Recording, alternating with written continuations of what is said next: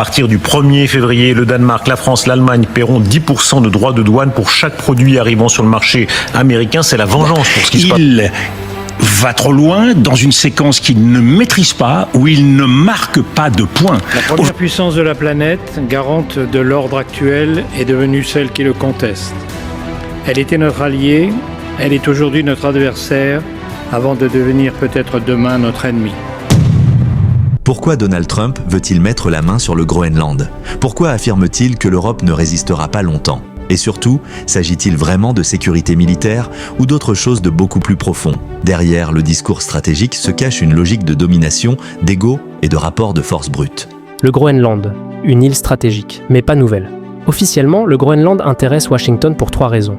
Position géostratégique en Arctique fonde des glaces ouvrant de nouvelles routes maritimes, ressources naturelles, terres rares, uranium, pétrole potentiel. Mais attention, les États-Unis sont déjà présents militairement au Groenland depuis la Seconde Guerre mondiale, base de Thulé.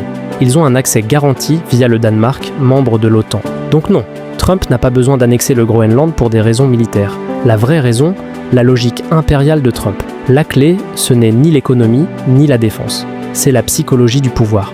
Donald Trump résonne comme un promoteur immobilier à un homme de deal, un chef autoritaire.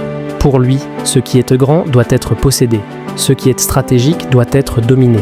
Ce qui résiste doit être écrasé. Le Groenland devient alors un trophée, un symbole de puissance, une démonstration de force face à l'Europe. Monsieur le Président, Madame et Monsieur les ministres, mes chers collègues, ce monde nouveau est en train de naître sous nos yeux et nous peinons à le comprendre.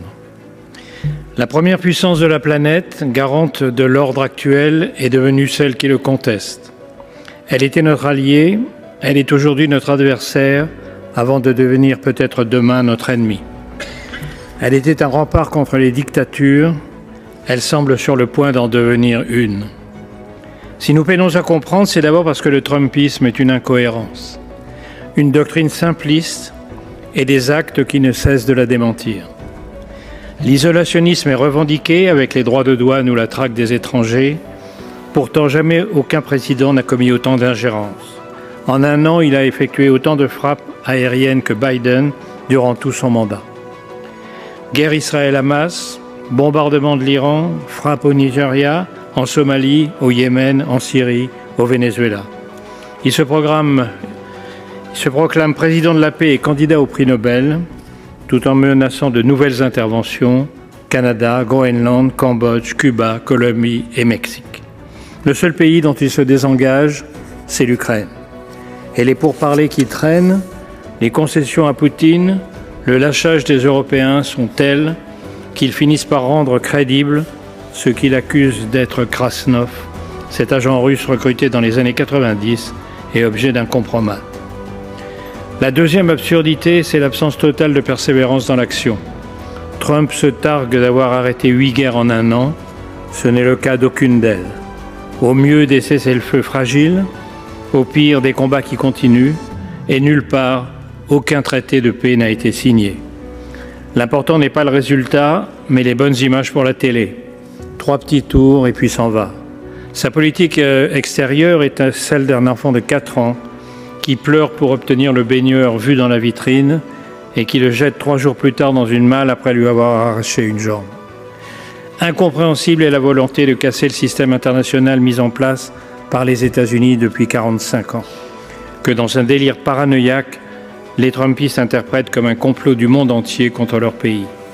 Incompréhensible, en dehors d'une hypothèse psychiatrique, la condamnation obsessionnelle de tout ce qu'ont fait avant lui tous ses prédécesseurs.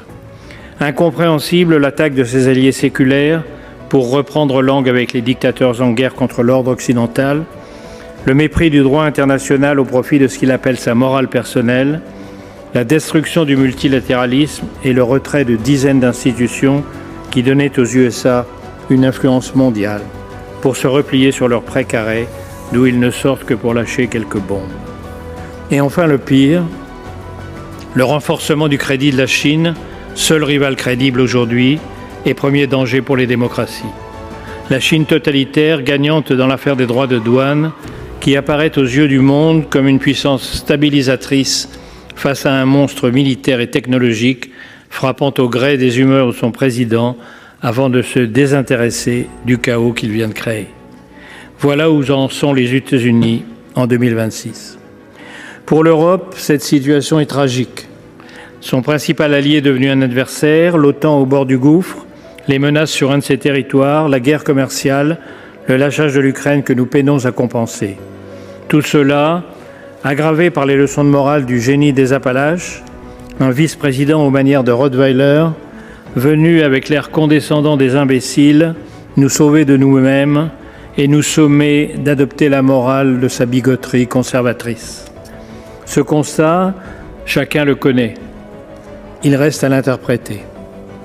Pourquoi Trump est-il prêt à s'essuyer les pieds sur l'Europe, au Groenland? Pourquoi Poutine a-t-il cru qu'il pourrait envahir l'Ukraine sans réaction?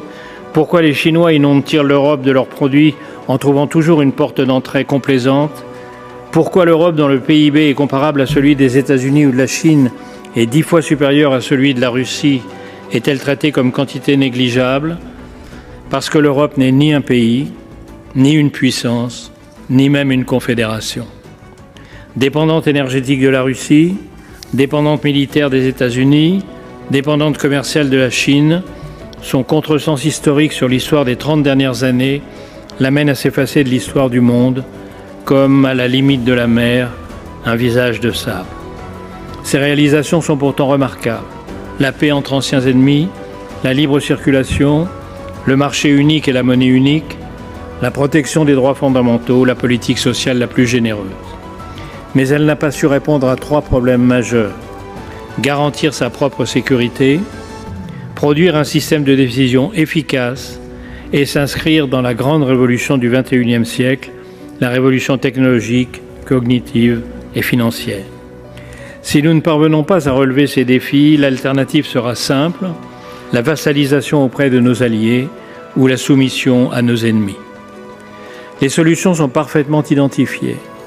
Un réarmement qui suppose une réindustrialisation et des investissements massifs pour devenir une Europe puissance militaire, un saut fédéral avec entre autres l'extension des décisions à la majorité qualifiée pour devenir une Europe puissance politique, enfin la mise en œuvre des rapports Draghi et l'État pour devenir, ou plutôt redevenir, une Europe puissance économique et commerciale. Tout le monde sait cela, mais rien ne se passe.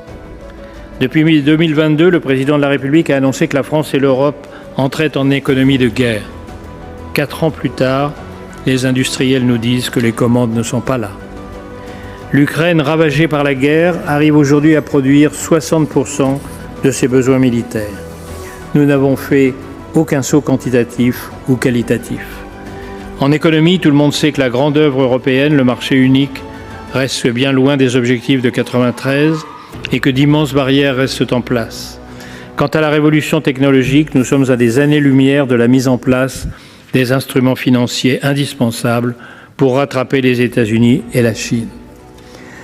Devant le danger qui se rapproche, nous avons commencé à réagir. Des milliards d'aides à l'Ukraine ont été votés pour pallier la trahison trumpiste.